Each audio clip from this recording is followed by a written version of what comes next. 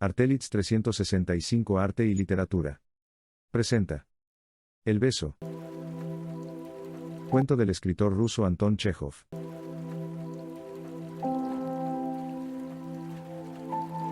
El 20 de mayo a las 8 de la tarde las 6 baterías de la Brigada de Artillería de la Reserva de N, que se dirigían al campamento, se detuvieron a pernoctar en la aldea de Mestechki.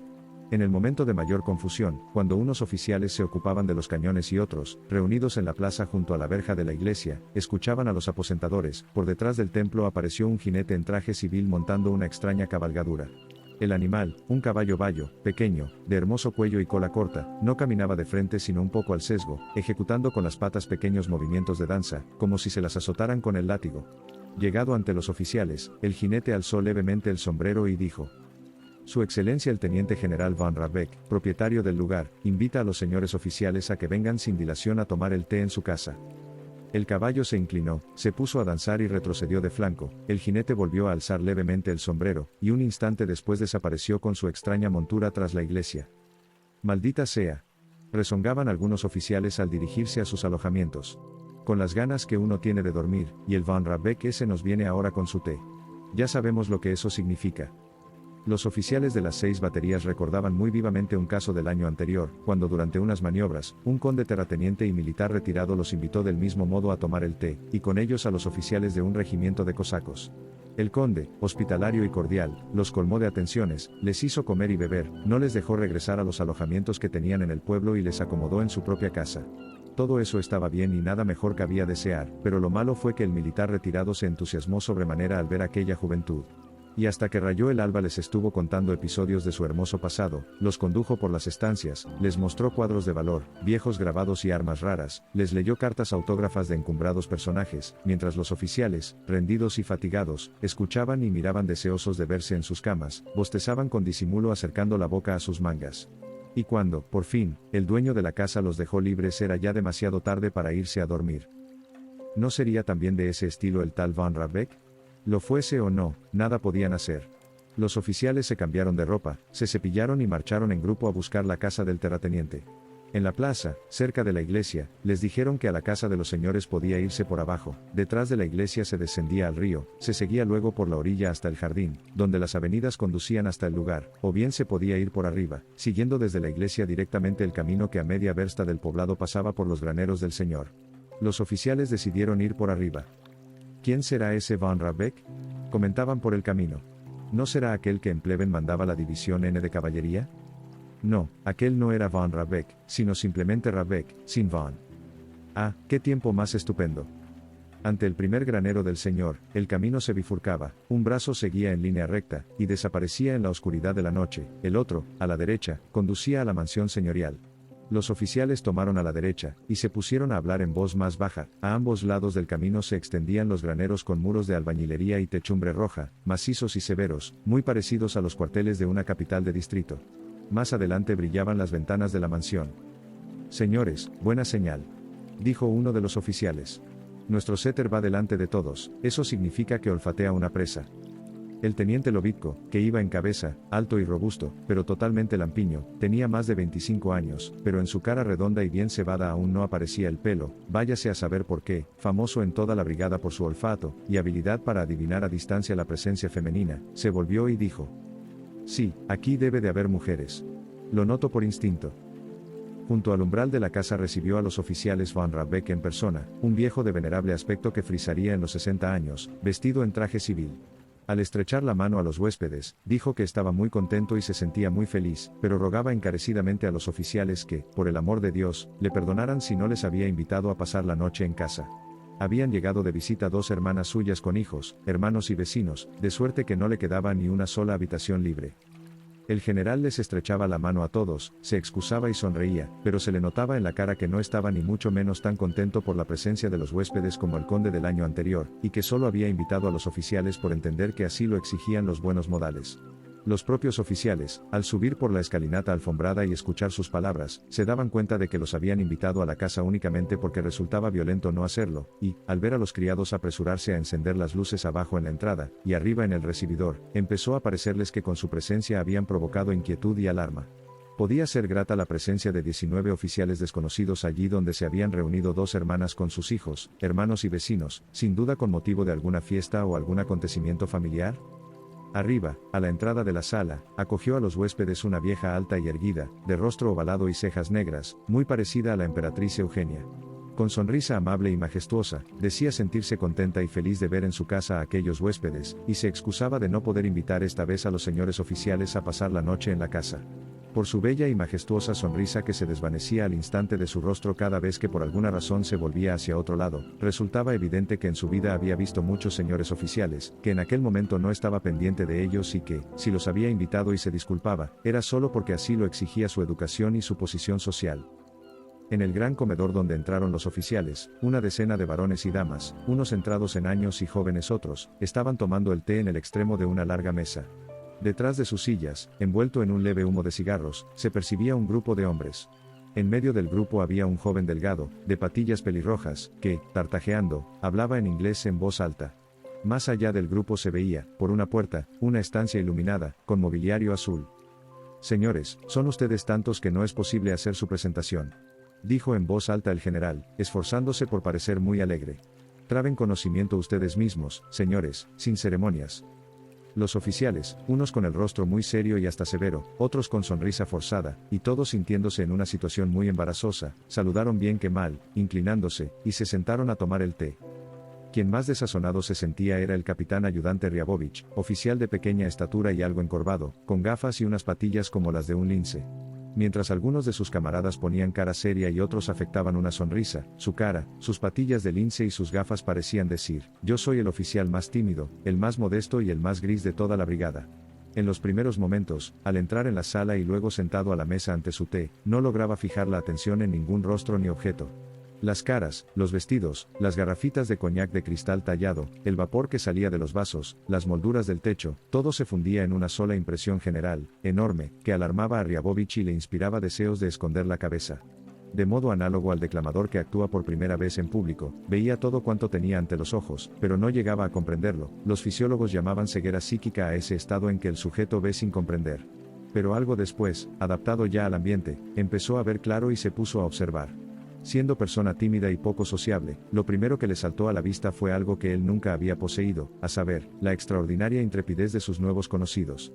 Von Rabeck, su mujer, dos damas de edad madura, una señorita con un vestido color lila y el joven de patillas pelirrojas, que resultó ser el hijo menor de Von Rabeck, tomaron con gesto muy hábil, como si lo hubieran ensayado de antemano, asiento entre los oficiales, y entablaron una calurosa discusión en la que no podían dejar de participar los huéspedes. La señorita Lila se puso a demostrar con ardor que los artilleros estaban mucho mejor que los de caballería y de infantería, mientras que Von Rabeck y las damas entradas en años sostenían lo contrario. Empezaron a cruzarse las réplicas. Ryabovich observaba a la señorita Lila, que discutía con gran vehemencia cosas que le eran extrañas y no le interesaban en absoluto, y advertía que en su rostro aparecían y desaparecían sonrisas afectadas. Von Rabeck y su familia hacían participar con gran arte a los oficiales en el debate, pero al mismo tiempo estaban pendientes de vasos y bocas, de si todos bebían, si todos tenían azúcar y por qué alguno de los presentes no comía bizcocho o no tomaba coñac. A Ryabovich, cuanto más miraba y escuchaba, tanto más agradable le resultaba aquella familia falta de sinceridad, pero magníficamente disciplinada. Después del té, los oficiales pasaron a la sala. El instinto no había engañado al teniente Lovitko, en la sala había muchas señoritas y damas jóvenes. El teniente se había plantado ya junto a una rubia muy jovencita vestida de negro e, inclinándose con arrogancia, como si se apoyara en un sable invisible, sonreía y movía los hombros con gracia. Probablemente contaba alguna tontería muy interesante, porque la rubia miraba con aire condescendiente el rostro bien cebado y le preguntaba con indiferencia: ¿de veras? Y de aquel indolente de veras, el setter, de haber sido inteligente, habría podido inferir que difícilmente le gritarían busca. Empezó a sonar un piano, un vals melancólico escapó volando de la sala por las ventanas abiertas de par en par, y todos recordaron, quién sabe por qué motivo, que más allá de las ventanas empezaba la primavera, y que aquella era una noche de mayo. Todos notaron que el aire olía a hojas tiernas de álamo, a rosas y a lilas. Ryabovich, en quien, bajo el influjo de la música, empezó a dejarse sentir el coñac que había tomado, miró con el rabillo del ojo la ventana, sonrió y se puso a observar los movimientos de las mujeres, hasta que llegó a parecerle que el aroma de las rosas, de los álamos y de las lilas no procedían del jardín, sino de las caras y de los vestidos femeninos. El hijo de Von Rabeck invitó a una censeña jovencita, y dio con ella 2 vueltas a la sala. Lobitko, deslizándose por el parquet, voló hacia la señorita Lila y se lanzó con ella a la pista. El baile había comenzado, Ryabovich estaba de pie cerca de la puerta, entre los que no bailaban, y observaba. En toda su vida no había bailado ni una sola vez, y ni una sola vez había estrechado el talle de una mujer honesta. Le gustaba enormemente ver cómo un hombre, a la vista de todos, tomaba a una doncella desconocida por el talle, y le ofrecía el hombro para que ella colocara su mano, pero de ningún modo podía imaginarse a sí mismo en la situación de tal hombre. Hubo un tiempo en que envidiaba la osadía y la maña de sus compañeros y sufría por ello, la conciencia de ser tímido, cargado de espaldas y soso, de tener un tronco largo y patillas de lince, lo hería profundamente, pero con los años se había acostumbrado. Ahora, al contemplar a quienes bailaban o hablaban en voz alta, ya no los envidiaba, experimentaba tan solo un enternecimiento melancólico. Cuando empezó la contradanza, el joven Van Rabeck se acercó a los que no bailaban e invitó a 2 oficiales a jugar al billar. Estos aceptaron y salieron con él de la sala. Ryabovich, sin saber qué hacer y deseoso de tomar parte de algún modo en el movimiento general, lo siguió. De la sala pasaron al recibidor y recorrieron un estrecho pasillo con vidrieras, que los llevó a una estancia donde ante su aparición se alzaron rápidamente de los divanes 3 soñolientos lacayos. Por fin, después de cruzar una serie de estancias, el joven Van Rabeck y los oficiales entraron en una habitación pequeña donde había una mesa de billar. Empezó el juego. Ryabovich, que nunca había jugado a nada que no fueran las cartas, contemplaba indiferente junto al billar a los jugadores, mientras que estos, con las guerreras desabrochadas y los tacos en las manos, daban zancadas, soltaban retruécanos y gritaban palabras incomprensibles. Los jugadores no paraban mientes en él, solo de vez en cuando alguno de ellos, al empujarlo con el codo o al tocarlo inadvertidamente con el taco, se volvía y le decía pardon. Aún no había terminado la primera partida cuando le empezó a parecer que allí estaba de más, que estorbaba. De nuevo se sintió atraído por la sala y se fue. Pero en el camino de retorno le sucedió una pequeña aventura. A la mitad del recorrido se dio cuenta de que no iba por donde debía. Se acordaba muy bien de que tenía que encontrarse con las 3 figuras de lacayos soñolientos, pero había cruzado ya 5 o 6 estancias, y era como si a aquellas figuras se las hubiera tragado la tierra. Percatándose de su error, retrocedió un poco, dobló a la derecha y se encontró en un gabinete sumido en la penumbra, que no había visto cuando se dirigía a la sala de billar. Se detuvo unos momentos, luego abrió resuelto la primera puerta en que puso la vista, y entró en un cuarto completamente a oscuras. Enfrente se veía la rendija de una puerta por la que se filtraba una luz viva, del otro lado de la puerta, llegaban los apagados sones de una melancólica mazurca. También en el cuarto oscuro, como en la sala, las ventanas estaban abiertas de par en par, y se percibía el aroma de álamos, lilas y rosas. Ryabovich se detuvo pensativo. En aquel momento, de modo inesperado, se oyeron unos pasos rápidos y el leve rumor de un vestido, una anhelante voz femenina balbuceó por fin, y 2 brazos mórbidos, perfumados, brazos de mujer sin duda, le envolvieron el cuello, una cálida mejilla se apretó contra la suya y al mismo tiempo resonó un beso. Pero acto seguido la que había dado el beso exhaló un breve grito, y Ryabovich tuvo la impresión de que se apartaba bruscamente de él con repugnancia. Poco faltó para que también él profiriera un grito, y se precipitó hacia la rendija iluminada de la puerta. Cuando volvió a la sala, el corazón le martilleaba y las manos le temblaban de manera tan notoria que se apresuró a esconderlas tras la espalda. En los primeros momentos le atormentaban la vergüenza, y el temor de que la sala entera supiera que una mujer acababa de abrazarlo y besarlo, se retraía y miraba inquieto a su alrededor, pero, al convencerse de que allí seguían bailando y charlando tan tranquilamente como antes, se entregó por entero a una sensación nueva, que hasta entonces no había experimentado ni una sola vez en la vida. Le estaba sucediendo algo raro, el cuello, unos momentos antes envuelto por unos brazos mórbidos y perfumados, le parecía untado de aceite, en la mejilla, a la izquierda del bigote, donde lo había besado la desconocida, le palpitaba una leve y agradable sensación de frescor, como de unas gotas de menta, y lo notaba tanto más cuanto más frotaba ese punto. Todo él, de la cabeza a los pies, estaba colmado de un nuevo sentimiento extraño, que no hacía sino crecer y crecer, sentía ganas de bailar, de hablar, de correr al jardín, de reír a carcajadas, se olvidó por completo de que era encorvado y gris, de que tenía patillas de lince y un aspecto indefinido, así lo calificaron una vez en una conversación de señoras que él oyó por azar. Cuando pasó por su vera la mujer de Van Rabeck, le sonrió con tanta amabilidad y efusión que la dama se detuvo y lo miró interrogadora. Su casa me gusta enormemente, dijo Ryabovich, ajustándose las gafas. La generala sonrió y le contó que aquella casa había pertenecido ya a su padre. Después le preguntó si vivían sus padres, si llevaba en la milicia mucho tiempo, por qué estaba tan delgado y otras cosas por el estilo. Contestadas sus preguntas, siguió ella su camino, pero después de aquella conversación Ryabovich comenzó a sonreír aún con más cordialidad, y a pensar que lo rodeaban unas personas magníficas. Durante la cena, Ryabovich comió maquinalmente todo cuanto le sirvieron. Bebía y, sin oír nada, procuraba explicarse la reciente aventura. Lo que acababa de sucederle tenía un carácter misterioso y romántico, pero no era difícil de descifrar. Sin duda, alguna señorita o dama se había citado con alguien en el cuarto oscuro, había estado esperando largo rato y, debido a sus nervios excitados, había tomado a Ryabovich por su héroe. Esto resultaba más verosímil dado que Ryabovich, al pasar por la estancia oscura, se había detenido caviloso, es decir, tenía el aspecto de una persona que también espera algo, así se explicaba Ryabovich el beso que había recibido. ¿Pero quién será ella? Pensaba, examinando los rostros de las mujeres.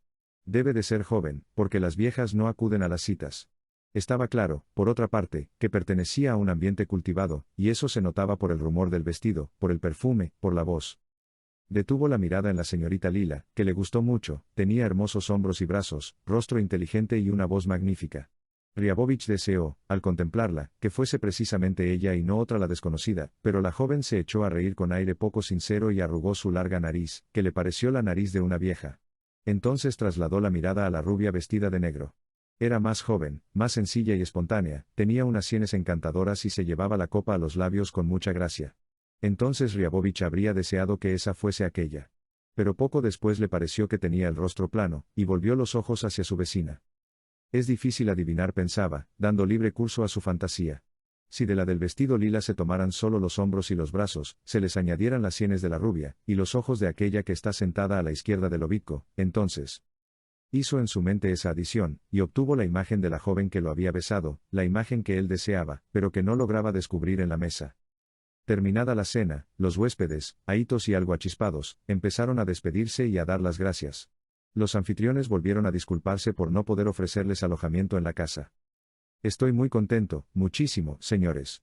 Decía el general, y esta vez era sincero, probablemente porque al despedir a los huéspedes la gente suele ser bastante más sincera y benévola que al darles la bienvenida. Estoy muy contento. Quedan invitados para cuando estén de regreso. Sin cumplidos. Pero, ¿por dónde van? ¿Quieren pasar por arriba? No, vayan por el jardín, por abajo, el camino es más corto. Los oficiales se dirigieron al jardín. Después de la brillante luz y de la algazara, pareció muy oscuro y silencioso. Caminaron sin decir palabra hasta la portezuela. Estaban algo bebidos, alegres y contentos, pero las tinieblas y el silencio los movieron a reflexionar por unos momentos. Probablemente, a cada uno de ellos, como a Ryabovich, se le ocurrió pensar en lo mismo, llegaría también para ellos alguna vez el día en que, como Rabeck, tendrían una casa grande, una familia, un jardín y la posibilidad, aunque fuera con poca sinceridad, de tratar bien a las personas, de dejarlas ahitas, achispadas y contentas. Salvada la portezuela, se pusieron a hablar todos a la vez y a reír estrepitosamente sin causa alguna. Andaban ya por un sendero que descendía hacia el río y corría luego junto al agua misma, rodeando los arbustos de la orilla, los reollos y los sauces que colgaban sobre la corriente. La orilla y el sendero apenas se distinguían, y la orilla opuesta se hallaba totalmente sumida en las tinieblas. Acá y allá las estrellas se reflejaban en el agua oscura, tremolaban y se distendían, y solo por esto se podía adivinar que el río fluía con rapidez. El aire estaba en calma. En la otra orilla gemían los chorlitos soñolientos, y en esta un ruiseñor, sin prestar atención alguna al tropel de oficiales, desgranaba sus agudos trinos en un arbusto. Los oficiales se detuvieron junto al arbusto, lo sacudieron, pero el ruiseñor siguió cantando. ¿Qué te parece? Se oyeron unas exclamaciones de aprobación. Nosotros aquí a su lado y él sin hacer caso, valiente granuja. Al final el sendero ascendía y desembocaba cerca de la verja de la iglesia. Allí los oficiales, cansados por la subida, se sentaron y se pusieron a fumar. En la otra orilla apareció una débil lucecita roja y ellos, sin nada que hacer, pasaron un buen rato discutiendo si se trataba de una hoguera, de la luz de una ventana o de alguna otra cosa. También Ryabovich contemplaba aquella luz y le parecía que ésta le sonreía y le hacía guiños, como si estuviera en el secreto del beso. Llegado a su alojamiento, Ryabovich se apresuró a desnudarse y se acostó. En la misma isba que él se albergaban Lobitko y el teniente Mersliakov, un joven tranquilo y callado, considerado entre sus compañeros como un oficial culto, que leía siempre, cuando podía, el Vestnik Yevropi, que llevaba consigo. Lobitko se desnudó, estuvo un buen rato paseando de un extremo a otro, con el aire de un hombre que no está satisfecho, y mandó al ordenanza a buscar cerveza. Mersliakov se acostó, puso una vela junto a su cabecera, y se abismó en la lectura del Vestnik. ¿Quién sería? Pensaba Ryabovich mirando el techo ahumado. El cuello aún le parecía untado de aceite, y cerca de la boca notaba una sensación de frescor como la de unas gotas de menta. En su imaginación centelleaban los hombros y brazos de la señorita de lila. Las sienes y los ojos sinceros de la rubia de negro. Talles, vestidos, broches. Se esforzaba por fijar su atención en aquellas imágenes, pero ellas brincaban, se extendían y oscilaban. Cuando en el anchuroso fondo negro que toda persona ve al cerrar los ojos desaparecían por completo tales imágenes, empezaba a oír pasos presurosos, el rumor de un vestido, el sonido de un beso, y una intensa e inmotivada alegría se apoderaba de él. Mientras se entregaba a este gozo, oyó que volvía el ordenanza y comunicaba que no había cerveza. Lobitko se indignó y se puso a dar zancadas otra vez. Si será idiota, decía, deteniéndose ya ante Ryabovich ya ante Mersliakov. Se necesita ser estúpido e imbécil para no encontrar cerveza. Bueno, ¿no dirán que no es un canalla? Claro que aquí es imposible encontrar cerveza, dijo Mersliakov, sin apartar los ojos del Vestnik Yevropi. ¿No? ¿Lo cree usted así? Insistía Lobitko. Señores, por Dios, arrójenme a la luna y allí les encontraré yo enseguida cerveza y mujeres. Ya verán, ahora mismo voy por ella, llámenme miserable si no la encuentro. Tardó bastante en vestirse y en calzarse las altas botas. Después encendió un cigarrillo y salió sin decir nada. Gravek, Lavek se puso a musitar, deteniéndose en el zaguán. Diablos, no tengo ganas de ir solo. Ryabovich, ¿no quiere darse un paseo? Al no obtener respuesta, volvió sobre sus pasos, se desnudó lentamente y se acostó. Mersliakov suspiró, dejó a un lado el Vestnik Yevropi y apagó la vela. Bueno, balbuceó Lobitko, encendiendo un pitillo en la oscuridad. Ryabovich metió la cabeza bajo la sábana, se hizo un ovillo y empezó a reunir en su imaginación las vacilantes imágenes y a juntarlas en un todo. Pero no logró nada. Pronto se durmió, y su último pensamiento fue que alguien lo acariciaba y lo colmaba de alegría, que en su vida se había producido algo insólito, estúpido, pero extraordinariamente hermoso y agradable. Y ese pensamiento no lo abandonó ni en sueños. Cuando despertó, la sensación de aceite en el cuello, y de frescor de menta cerca de los labios ya había desaparecido, pero la alegría, igual que la víspera, se le agitaba en el pecho como una ola. Miró entusiasmado los marcos de las ventanas dorados por el sol naciente, y prestó oído al movimiento de la calle. Al pie mismo de las ventanas hablaban en voz alta. El jefe de la batería de Ryabovich, Lebedetsky, que acababa de alcanzar a la brigada, conversaba con su sargento primero en voz muy alta, como tenía por costumbre. ¿Y qué más?, gritaba el jefe. Ayer, al herrar los caballos, señoría, herraron a Golubchik. El practicante le aplicó un emplaste de arcilla con vinagre. Ahora lo conducen de la rienda, aparte. Y también ayer, su señoría, el herrador Artemiev se emborrachó y el teniente mandó que lo ataran en el avantren de una cureña de repuesto. El sargento primero informó además de que Karpov había olvidado los nuevos cordones de las trompetas y las estaquillas de las tiendas, y de que los señores oficiales habían estado de visita la noche anterior en casa del general von Ravek.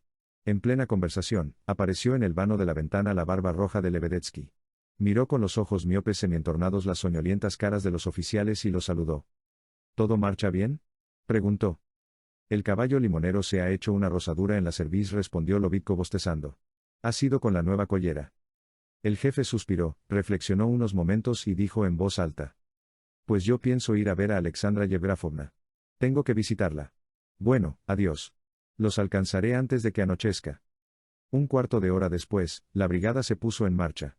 Cuando pasaba por delante de los graneros del señor, Ryabovich miró a la derecha hacia la casa. Las ventanas tenían las celosías cerradas. Evidentemente, allí dormía aún todo el mundo. También dormía aquella que la víspera lo había besado. Se la quiso imaginar durmiendo.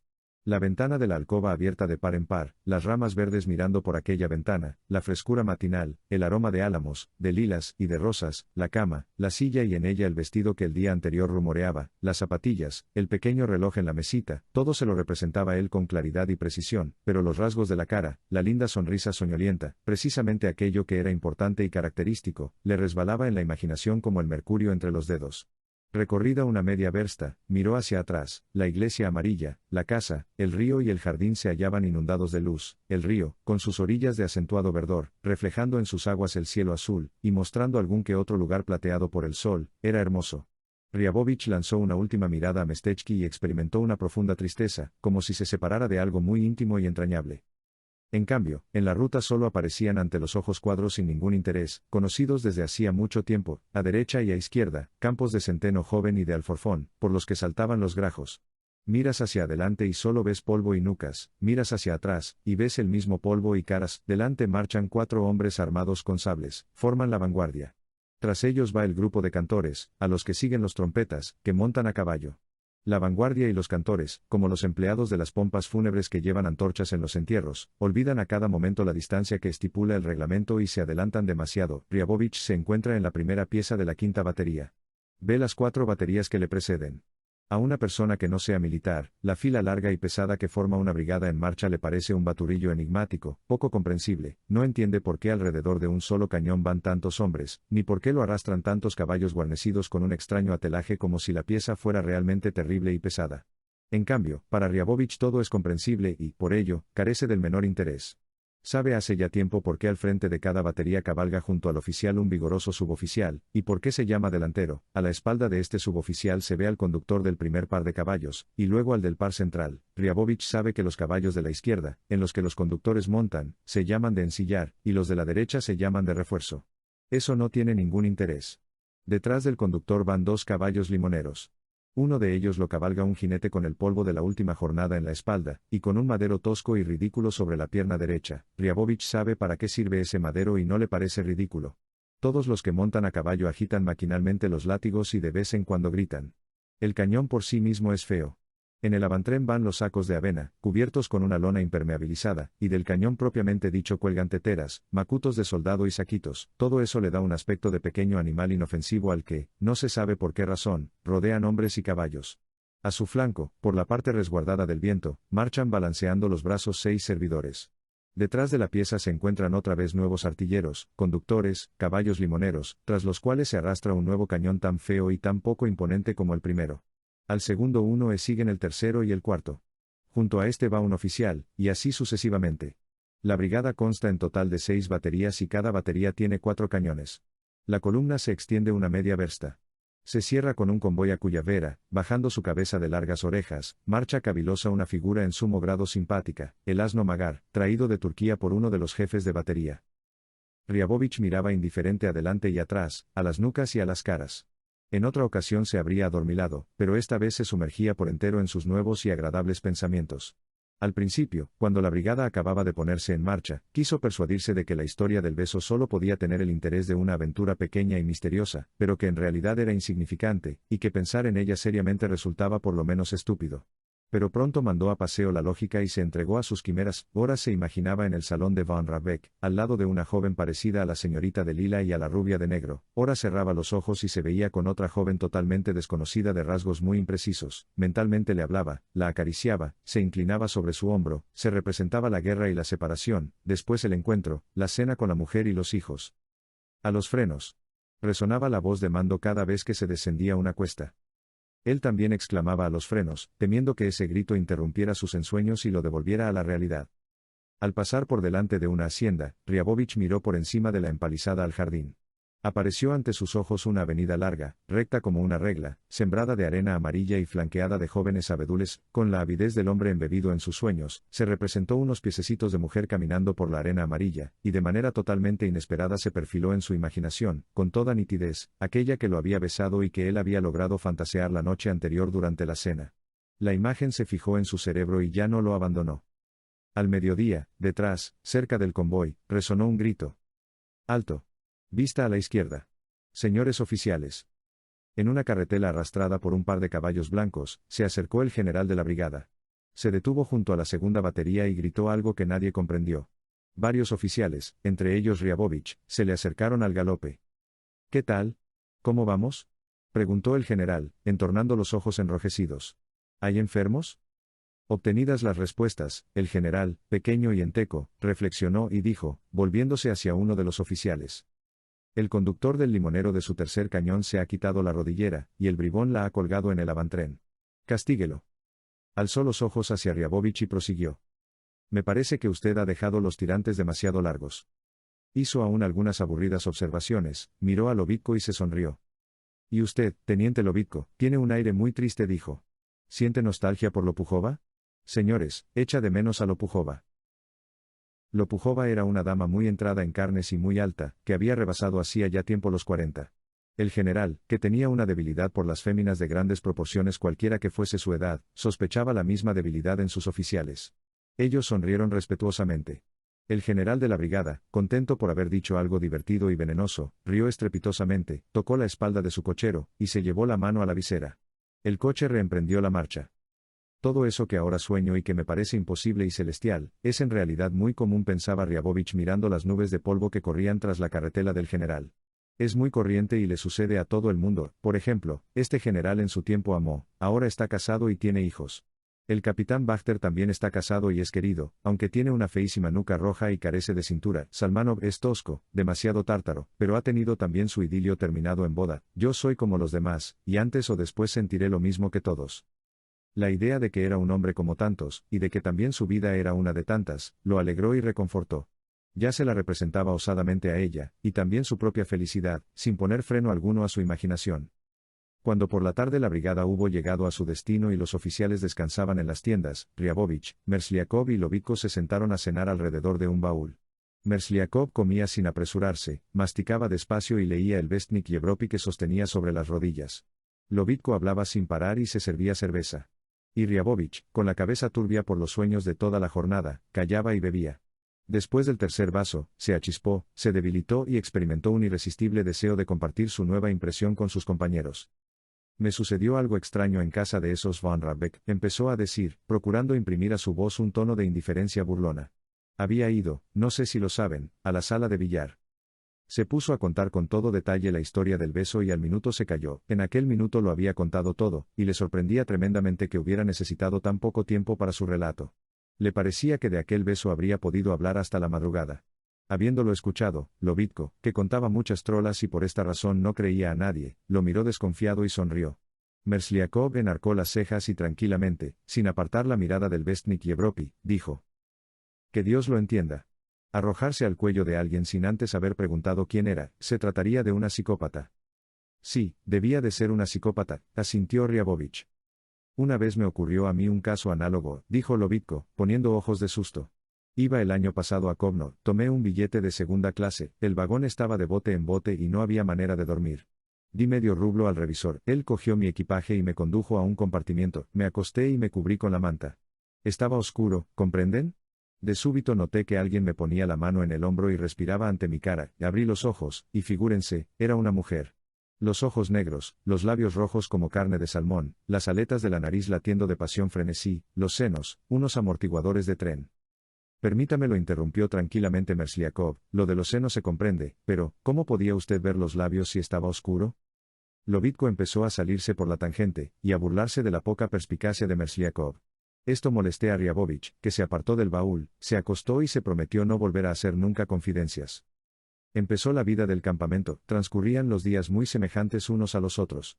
Durante todos ellos, Ryabovich se sentía, pensaba y se comportaba como un enamorado. Cada mañana, cuando el ordenanza lo ayudaba a levantarse, al echarse agua fría a la cabeza se acordaba de que había en su vida algo bueno y afectuoso. Por las tardes, cuando sus compañeros se ponían a hablar de amor y de mujeres, él escuchaba, se les acercaba y adoptaba una expresión como la que suele aflorar en los rostros de los soldados al oír el relato de una batalla en la que ellos mismos han participado. Y las tardes en que los oficiales superiores, algo alegres, con el séter Lovitko a la cabeza, emprendían alguna correría donjuanesca por el arrabal, Ryabovich, que tomaba parte en tales salidas, solía ponerse triste, se sentía profundamente culpable y mentalmente le pedía a ella perdón, en las horas de ocio o en las noches de insomnio, cuando le venían ganas de rememorar su infancia, a su padre, a su madre y, en general, todo lo que era familiar y entrañable. También se acordaba, infaliblemente, de Mestechki, del raro caballo, de von Rabeck, de su mujer parecida a la emperatriz Yevgenia, del cuarto oscuro, de la rendija iluminada de la puerta. El 31 de agosto regresaba del campamento, pero ya no con su brigada, sino con 2 baterías. Durante todo el camino soñó y se impacientó como si volviera a su lugar natal. Deseaba con toda el alma ver de nuevo el caballo extraño, la iglesia, la insincera familia von Rabeck y el cuarto oscuro. La voz interior que con tanta frecuencia engaña a los enamorados le susurraba, quién sabe por qué, que la vería sin falta. Unos interrogantes lo torturaban. ¿Cómo se encontraría con ella? ¿De qué le hablaría? ¿No habría olvidado ella el beso? En el peor de los casos, pensaba, aunque no se encontraran, para él ya resultaría agradable el mero hecho de pasar por el cuarto oscuro y recordar. Hacia la tarde se divisaron en el horizonte la conocida iglesia y los blancos graneros. A Ryabovich empezó a palpitarle el corazón, no escuchaba al oficial que cabalgaba a su lado y le decía alguna cosa, se olvidó de todo contemplando con avidez el río que brillaba en lontananza, la techumbre de la casa, el palomar encima del cual revoloteaban las palomas iluminadas por el sol poniente.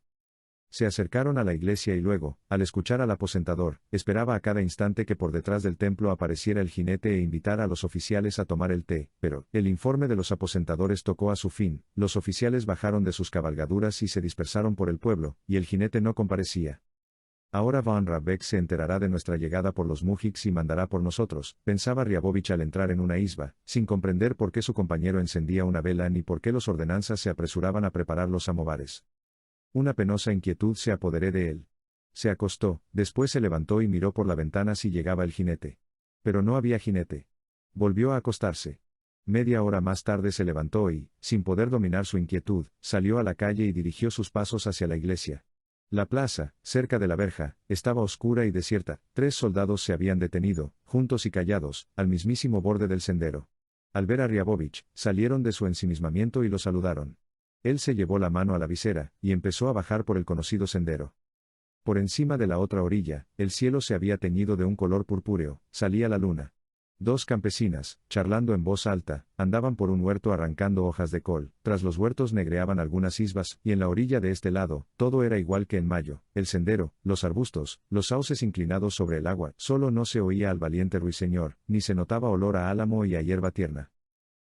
Ante el jardín, Riabovich miró por la portezuela. El jardín estaba oscuro y silencioso, solo se distinguían los troncos blancos de los abedules próximos y un pequeño tramo de la avenida, todo lo demás se confundía en una masa negra. Riabovich aguzaba el oído y miraba ávidamente, pero, tras haber permanecido allí alrededor de un cuarto de hora sin oír ni un ruido y sin haber visto una luz, volvió sobre sus pasos. Se acercó al río. Ante él se destacaban la caseta de baños del general, y unas sábanas colgadas en las barandillas del puentecillo. Subió al pequeño puente, se detuvo un poco, tocó sin necesidad una de las sábanas, que encontró áspera y fría. Miró hacia abajo, al agua, el río se deslizaba rápido y apenas se le oía rumorear junto a los pilotes de la caseta. La luna roja se reflejaba cerca de la orilla, pequeñas ondas corrían por su reflejo alargándola, despedazándola, como si quisieran llevársela. ¡Qué estúpido! ¡Qué estúpido! Pensaba Riabovich contemplando la corriente. ¡Qué poco inteligente es todo esto! Ahora que ya no esperaba nada, la historia del beso, su impaciencia, sus vagas esperanzas y su desencanto se le aparecían con vívida luz. Ya no le parecía extraño que no se hubiera presentado el jinete enviado por el general, ni no ver nunca a aquella que casualmente lo había besado a él en lugar de otro. Al contrario, lo raro sería que la viera. El agua corría no se sabía hacia dónde ni para qué. Del mismo modo corría en mayo, el riachuelo, en el mes de mayo, había desembocado en un río caudaloso, y el río en el mar, después se había evaporado, se había convertido en lluvia, y quién sabe si aquella misma agua no era la que en este momento corría otra vez ante los ojos de Riabovich. ¿A santo de qué? ¿Para qué? Y el mundo entero, la vida toda, le parecieron a Riabovich una broma incomprensible y sin objeto. Apartando luego la vista del agua, y tras haber elevado los ojos al cielo, recordó otra vez cómo el destino en la persona de aquella mujer desconocida lo había acariciado por azar, se acordó de sus ensueños y visiones estivales, y su vida le pareció extraordinariamente aburrida, mísera y gris. Cuando regresó a su isba, no encontró en ella a ninguno de sus compañeros. El ordenanza le informó que todos se habían ido a casa del general von Triabkin, que había mandado un jinete a invitarlos. Por un instante el gozo estalló en el pecho de Riabovich, pero él se apresuró a apagar aquella llama, se acostó y, para contrariar a su destino, como si deseara vejarle, no fue a casa del general.